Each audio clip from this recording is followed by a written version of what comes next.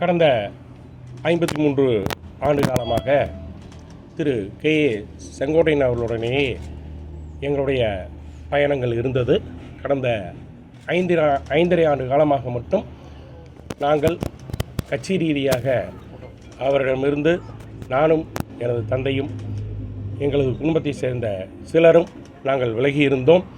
அது ஒரு கால சூழ்நிலை காரணமாக தற்பொழுது அவர் எடுத்த தவறான முடிவினால் நான் மீண்டும் தாய் கழகமான அஇஅதிமுகவில் கடந்த 9ஆம் தேதி அன்று மாண்புமிகு வருங்கால முதல்வர் எடப்பாடியார் அவர்களை சந்தித்து என்னை மீண்டும் தாய் கழகத்திலே இணைத்து கொண்டேன். இங்கே பல செயல்பாடுகள் தவறாக நடந்து வந்து கொண்டிருக்கின்றது. பல நபர்களிடம் பணம் பெற்று இன்னும் திருப்பி தரவில்லை என்று பல பேர் என்னிடம் புகார்கள் தெரிவித்த வண்ணம் இருக்கின்றார்கள்.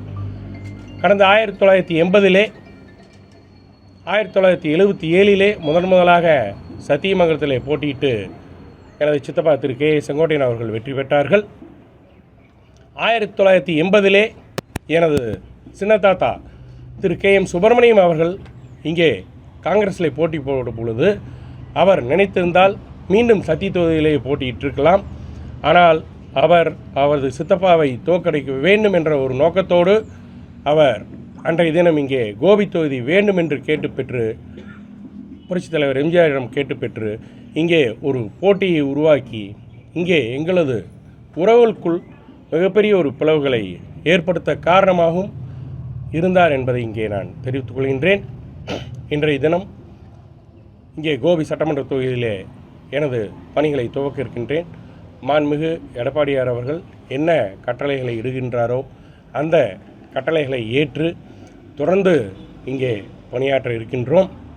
அவர் வயதான காலத்திலே இங்கே அஇஅதிமுகவிலே யாரையும் முன்னேற விடாமல் செய்து கொண்டிருந்தார்கள். தற்பொழுது டிவிகேவிலே சென்று அங்கே இருக்கக்கூடிய இளைஞர்களை முன்னேற விடாமல் செய்யும் பணியை துவக்கி உள்ளார் என்ற தகவல்கள் எங்களுக்கு வந்து கொண்டிருக்கின்றன. நான் என்றும் கழக பணியில் இணைத்துக்கொண்டு இங்கே இரட்டை இலையிலே யாரை மாண்புமிகு எடப்பாடியார் அவர்கள் வேட்பாளராக அறிவிக்கின்றார்களோ அவர் நிச்சயமாக 50,000 வாக்குகள் வித்தியாசத்திலே இங்கே வெற்றி பெறுவார். அதற்குண்டான பணிகளை நாங்கள் மேற்கொள்வோம் என்பதை இங்கே தெரிவித்துக் கொள்கின்றேன். திமுகவிலே கோபி சட்டமன்றத்தை பொறுத்தவரையிலே இங்கே ஈரோடு வடக்கு மாவட்ட திமுகவினுடைய செயலாளர் திரு நலசிவம் அவருடைய செயல்பாடுகள் மிக மோசமான நிலைமையில் இருக்கின்றது. எந்த ஒரு திமுக தொண்டர்கள் கூட ஒரு நல்ல பலன்களை அடையவில்லை என்பது நிதர்சனமான உண்மை. நீங்கள் யாரிடம் வேண்டுமானாலும் சென்று விசாரித்து கொள்ளலாம்.